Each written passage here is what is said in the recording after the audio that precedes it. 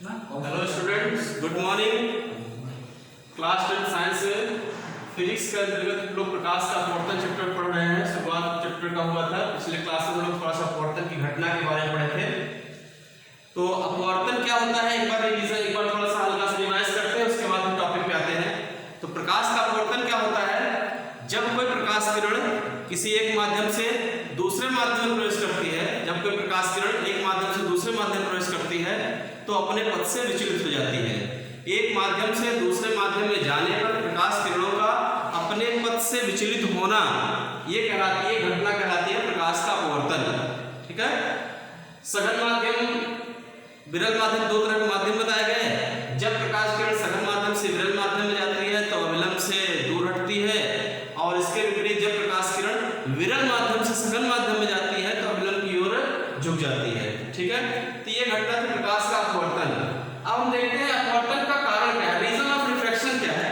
अपवर्तन का कारण क्या होता है, प्रकाश किरणों का एक माध्यम से दूसरे माध्यम में जाने पर प्रकाश किरणें अपने पथ से विचलित क्यों हो जाती है। ठीक।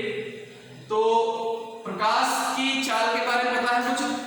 निर्वात जहां पर कोई माध्यम नहीं होता है तो निर्वात में प्रकाश की चाल c होता है 3.0 × 10⁸ मीटर प्रति सेकंड।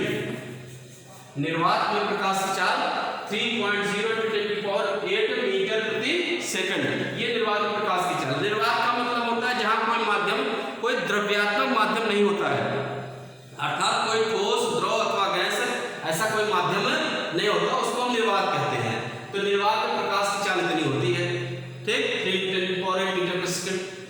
जब ये प्रकाश किरण किसी दूसरे माध्यम में जाती है तो माध्यम में जाने पर माध्यम की सघनता कुछ न कुछ बढ़ेगी।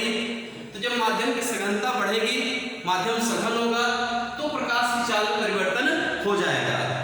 प्रकाश की चाल में परिवर्तन हो जाएगा। तो जब प्रकाश की चाल परिवर्तित होगी तो चाल परिवर्तित होने पर प्रकाश अपने पथ से विचलित हो जाता है। ठीक है। तो जब कोई प्रकाश किरण निर्वात के अतिरिक्त किसी और माध्यम में चलती है, चाहे वो ठोस माध्यम हो अथवा द्रव माध्यम हो अथवा गैसीय माध्यम या वायु हो, तो तीनों माध्यमों में प्रकाश की चाल 3 × 10⁸ मीटर प्रति सेकंड से कम ही होगी।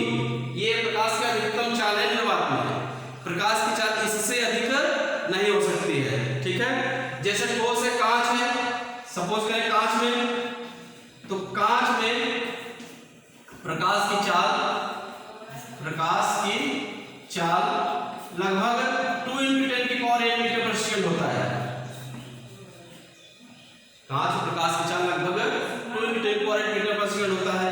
इसी प्रकार से जल में प्रकाश की चाल 2.25 × 10⁸ मीटर प्रति सेकंड होता है। ठीक है। तो इस प्रकार से माध्यम जैसा भी होगा, प्रकाश की चाल माध्यम के अनुसार बदल जाएगी। जैसे देखिए आप, ठोस प्रकाश की चाल 2 × 10⁸ हो गई, जल प्रकाश की चाल 2.25 × 10⁸ मीटर प्रति सेकंड हो गई। वायु होगा, एयर होगा तो लगभग इतना रहेगा, कुछ कम होता है, लगभग उसको नेग्लिजिबल मान सकते हैं। तो इसका मतलब क्या हुआ, माध्यम जितना सघन होगा, जैसे ठोस जो है सबसे सघन माध्यम होता है, तो ठोस प्रकाश की चाल 2 × 10⁸ मीटर प्रति सेकंड होगी। जल ठोस से विरल होता है तो जल प्रकाश की चाल बढ़ जाता है। ठीक है। तो हर कहने का मतलब ये हुआ कि हर तरह के माध्यम में प्रकाश की चाल अलग अलग होती है। तो जब कोई प्रकाश किरण एक माध्यम से दूसरे माध्यम में जाती है तो प्रकाश की चाल परिवर्तित होती है, और प्रकाश की चाल में परिवर्तन के कारण ही प्रकाश अपने पथ से विचलित होता है। इसी घटना को हम लोग प्रकाश का अपवर्तन कहते हैं। ठीक है। तो प्रकाश के अपवर्तन का कारण क्या है, ये स्पष्ट हुआ। कॉपी में लिखेंगे कैसे, कॉपी में इस प्रकार से लिख सकते हैं कि जब प्रकाश किरण एक माध्यम से दूसरे माध्यम में जाती है तो प्रकाश किरण की चाल में परिवर्तन होता है। चाल में परिवर्तन के कारण ही प्रकाश किरणें अपने मार्ग से विचलित होती हैं, या एक माध्यम से दूसरे माध्यम में जाने पर चाल में परिवर्तन के कारण प्रकाश किरणें अपने पथ से विचलित हो जाती हैं। यही घटना कहलाती है प्रकाश का अपवर्तन। ठीक है, लिख लीजिएगा इसको। चलिए आते हैं अगले टॉपिक पर।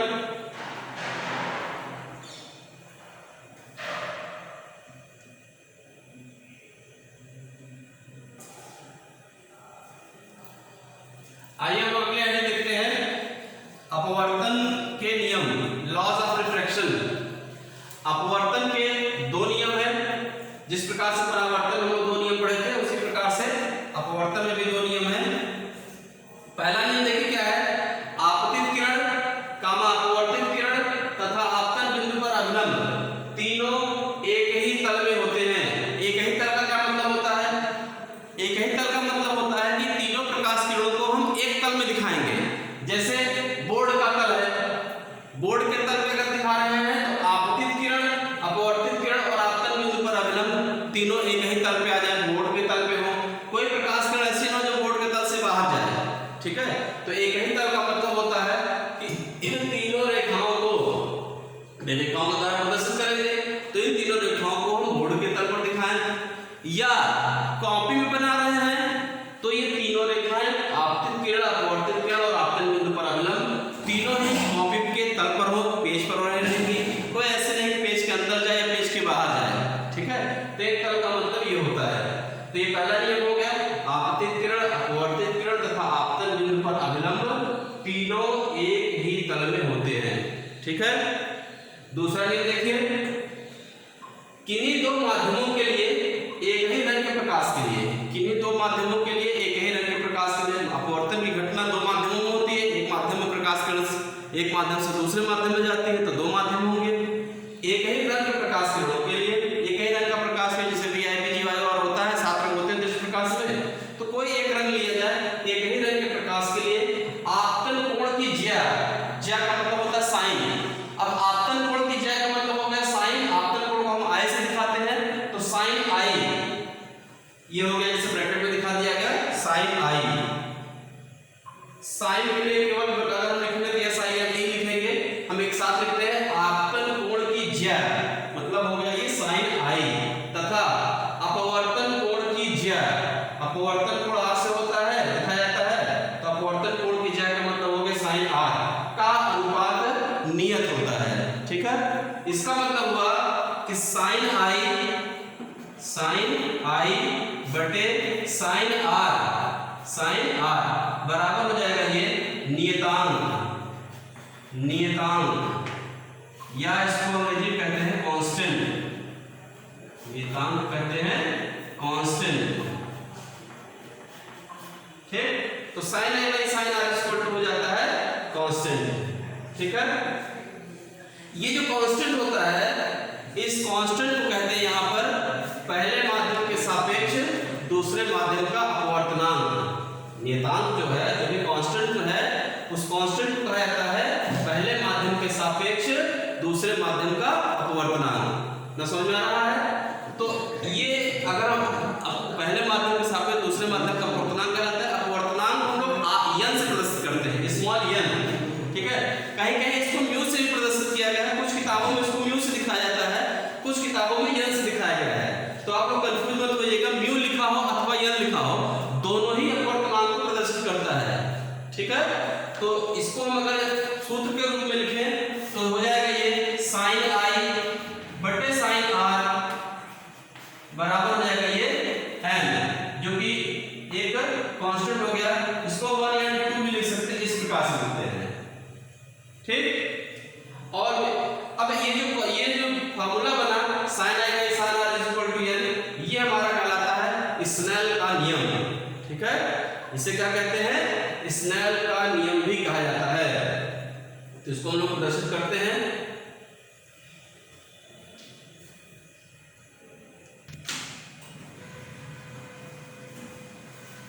देखिए हमारा जो अपवर्तन का द्वितीय नियम है, इस द्वितीय नियम को स्नेल का नियम भी कहते हैं। दूसरा नियम जो हमारा है वो स्नेल का नियम भी कहलाता है। और जो नियतांक यन लगा रहे हैं, यन अथवा म्यू जो लगा रहे हैं, उसको कहेंगे हम पहले माध्यम के सापेक्ष दूसरे माध्यम का अपवर्तनांक। यन क्या कहलाएगा? पहले माध्यम के सापेक्ष दूसरे माध्यम का अपवर्तनांक। पहले माध्यम का सापेक्ष मतलब प्रकाश किरण पहले माध्यम से दूसरे माध्यम में चल रही है, ठीक। जैसे उदाहरण के लिए यदि कोई प्रकाश किरण वायु से ग्लास में जा रही, कांच में कोई प्रकाश किरण वायु से कांच में जा रही हो, तो वायु से कांच के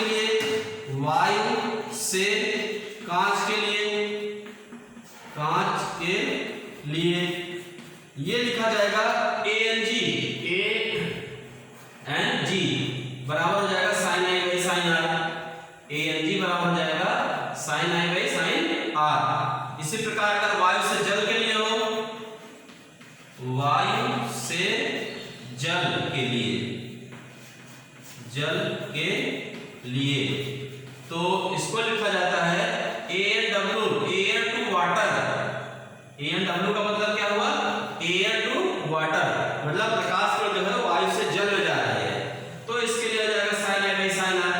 मतलब जहां पे नियम लगाएंगे वहां पे हमें अगर पहला और दूसरा माध्यम पता होगा तो हम उसको लिखेंगे, ठीक है। और अगर नहीं पता है पहला माध्यम क्या है दूसरा माध्यम क्या है, तो वहां पर हम सीधा n अथवा 1 n 2 लिखेंगे जैसा पीछे दिखाया गया है।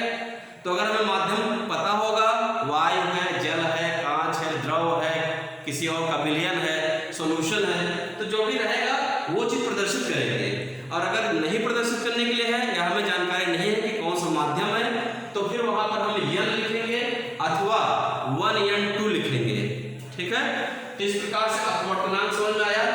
माध्यम जितना सघन होगा अपवर्तनांक n की वैल्यू उतनी ही अधिक होगी, ठीक है ना। जैसे कांच का अपवर्तनांक लगभग 1.52 होता है, कांच का अपवर्तनांक 1.52 होता है। जल का अपवर्तनांक 1.32 होता है, 1.33 भी लिया जाता है, तो जल का अपवर्तनांक 1.32 या 1.33 होता है।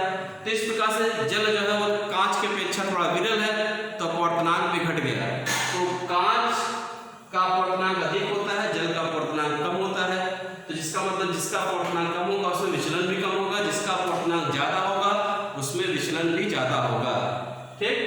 तो ये हो गया प्रकाश का अपवर्तन। तो आज हम लोगों ने पढ़ा अपवर्तन का कारण और अपवर्तन के नियम, ठीक है। नेक्स्ट टाइम हम लोग इस चैप्टर को और आगे बढ़ाएंगे। आज के लिए इतना ही। नोट्स जरूर बनाते जाइएगा क्योंकि हम लोग यहाँ पूरा नोट्स दे रहे हैं, लिख भी रहे हैं साथ में बोर्ड पर, तो जिस क्रम में लिख रहे हैं क्रम ध्यान रखिएगा, उसी क्रम में आप नोट्स भी बनाते जाइएगा, ठीक है। ओके।